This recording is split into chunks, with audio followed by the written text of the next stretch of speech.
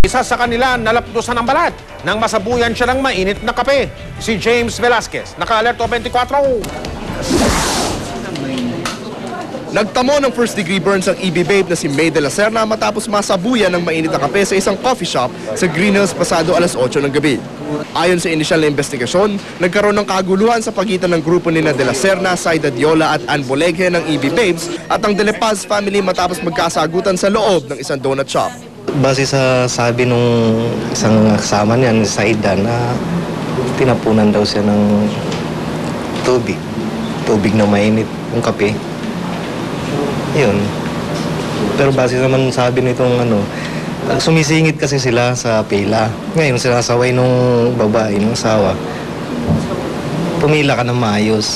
Napunta sa labas ang kaguluhan at ayon kay Tess de la Paz, napilitin lang daw ang kanyang asawa na si Fabian na ipagtanggol ang kanyang sarili nang mapunta sa labas ang kaguluhan.